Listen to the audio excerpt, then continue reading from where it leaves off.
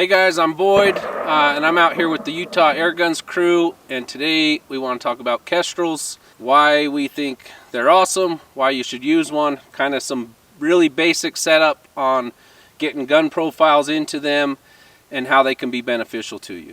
Here we have two of my air guns. This is my precision marksman setup, and of course it's already dialed into the kestrel, and I just picked up this Kestrel. So we'll use that, and I'll kind of show you guys how to build a profile, the information that you need to input into the kestrel, and then we'll go into some basics on how you can use that information to get those first round impacts downrange, no matter what conditions, no matter temperature, no matter the range, no matter the location. Okay guys, so I'm running the 5700 Elite, and this is also with the Link, which is just the Bluetooth that enables me to go back and forth with the app. So I like to use the app to build the profile, and then I can transfer that information over to the kestrel itself. So some of the basic things that you need to enter in the app, and I'll show you here on the screen, but we want to know height over bore, and that's pretty simple. Just measure from the center of your bore to the center of your scope. This one looks at about 2.5 inches. You're going to enter in muzzle velocity, you're going to enter in barrel twist, and a few other things. So we'll pull up a close on the phone and we'll kind of show you how to build a profile, and then we'll show you how to transfer those over and use them in the kestrel. Okay guys, so as you can see here, I have the kestrel app that I've downloaded. So we're going to go in there and we're going to build a profile. So I'm going to go to gun profile management. You can see all of the profiles that I've already had in my for all the different firearms that I have, and I can store all of those on my kestrel as well. But we're going to add a new profile for this Kestrel. We're going to name it Kestrel. We're going to put in 177 as our caliber. We're running a 10 grain pellet. We're going to estimate this coefficient for right now, but you can get that from the manufacturer. I would suspect you're going to be somewhere in the 0.034-ish, and we're going to put the length at about 0.2. You can measure all these with your calipers when you get home. Next down here we have the muzzle velocity. So when you buy your air gun from Utah Airguns, it comes with a little card that shows how they set that up, what the tuning is. That should have a muzzle velocity on there. You can also get it from a chronograph if you own one, and if you don't, you can take a guess and we can back that information in later. I already know mine, so I'm going to enter this at 800 feet per second. We're going to put my zero range at 50 yards. We're going to put my bore height. This is what I showed you earlier, where we measured the center of the bore to the scope, and it was 2.5 inches. Zero height and zero offset are for more advanced features. Twist rate of the barrel, I'm not sure on this one specifically, but we're going to enter 24. This will only really have an effect on aerodynamic jump, which is an advanced feature. Continuing down, we got the scope data. I'm running in mil radians, but here you could switch it to MOA if you wanted, or clicks, or whatever else you're used to using. I run mils. And then the muzzle velocity temp table is again an advanced feature that you don't need to worry about now. So we're going to save that profile, and then we're going to get my kestrel and open up my kestrel, and we're going to give that just a second to sync.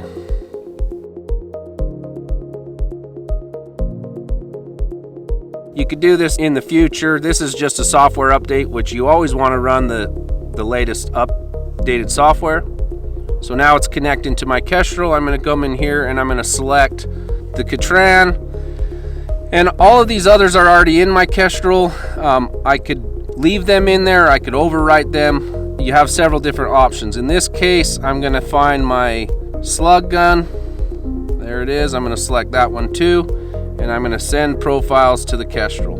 So now it gives me the option, do I want to overwrite or append? So if I overwrite, it's going to take all of the information on the kestrel and get rid of it and just add these new profiles. If I append, it's going to add those to whatever's on there. I generally run overwrite because it's all stored on my phone anyhow, and I don't want to confuse myself when I'm looking through the kestrel. So I'm going to click overwrite. It's telling me the warning, it's going to erase everything else. That's fine. I still have all that information saved on my app. And now it's uploading those new profiles to my Kestrel.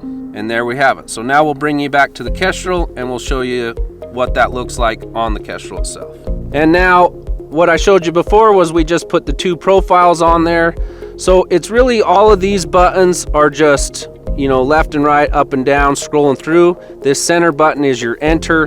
It's just like anything else that you guys are used to using. So if I want to go into a subsetting, I click till that subsetting's highlighted and I enter it. So there I've entered my wind. I can back out with this. That's my exit button. So on this screen here, this is the main screen that I'm working from. It's showing me an elevation correction, 0.78 tenths down. It's showing me two windage corrections, 0.14 and 0.16. This happens to be on that target, 35 yards. So I can start by making sure which gun I'm on. I scroll down to gun. You can see there's the Kestrel. It switches to the impact. I could also add new guns from the Kestrel itself. It's just a little more difficult clicking the buttons, and I prefer to do it from the app. Further down, we've got the environmentals. This is one of the main features about the Kestrel, which makes it such a valuable tool. So we'll get into that in a bit. Range card and target cards, these are a little more advanced. I run target cards when I'm running a PRS match. Ballistics will give me all the detailed information there, and then I can manage guns. And this is where I can enter 30, 40, 50 guns into this Kestrel, and then I can come in here and I can turn them on or off, so that while I'm shooting a match, I don't have any possibility that I'm being on the wrong gun. Well, at least if I've done my part. So we're gonna back out and back to target, and you can see I'm on target highlighted here. That one's 35 yards and it's gonna give me a correction. I've entered a few targets, so when I scroll, there's a 50 yard, which is my 0. So you can see it's a 0 elevation correction, and the wind is changed. Up to 80 yards, I'm 2.5 mils, and my wind has gone up again. And further, 100 yards, 4.6 mils, and my wind has gone up again. So that's kind of some of the basics of what the screen looks like, and it's pretty self-explanatory. There's not a lot you can do wrong on here. This button here, this gear button, is always an exit, so if you just push it a bunch of times, it's going to ultimately take you back to the beginning, and that center button is enter. Everything else, you just scroll around and highlight what you want to So how do we use that out in the field? We're going to use our imagination for a second. My guns are pointed down range. We're going to assume that the targets are down there. So I make sure I'm on the profile that I want. I'm on my Kestrel profile. I showed you how to scan to that. I'm going to go to target. I'm going to enter into that target. I'm going to scroll down. It says direction of fire. I'm going to point the back of the Kestrel at the target, and I'm going to click on that. And I'm going to scroll down. It says capture. I'm going to enter that button, and it's activating a compass, right? So as I change this, it changes the direction. So I point it at the back of the target.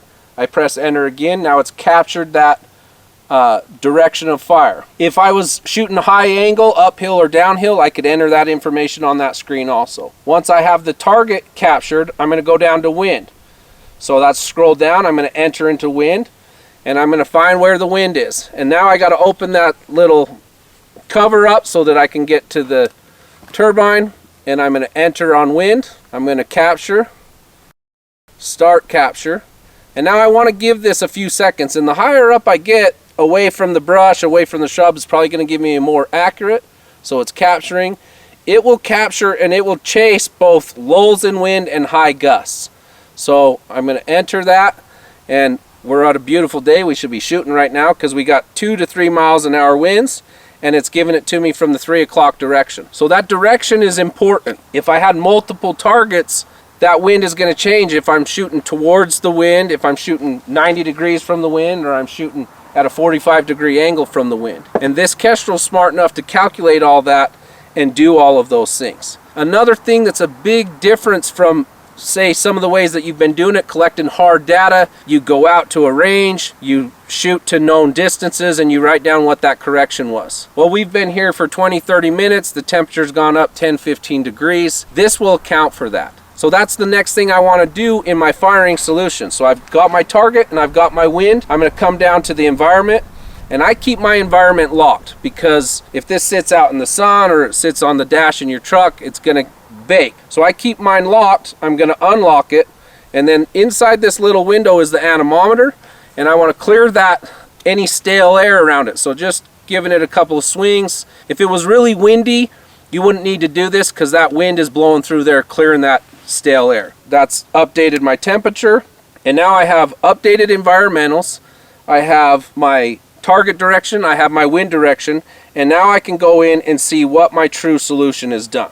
So at my 35-yard target, that's given me 0.8 down for my correction because I'm zeroed at 50 yards. And then I have a right wind of 0.25 to 0.32. And that's based on that 2 to 3 miles per hour. So what this allows me to do is it allows me to have the confidence to take those first round shots, right? Because this is giving me true environmental information for the area that I'm at, for the conditions that I'm at right now currently. And that's how I take this and these fine air guns here and I connect on steel on my first round. So today we went over some very basic, I know it was quick and dirty, details on the Kestrel, how you can use it and why you should use it. If you have any more in-depth questions, feel free to comment below or reach out to us or Utah Airguns, and they got the guys there with the knowledge to get you the answers you need. But it's definitely a necessity as far as my opinion goes for first round impacts.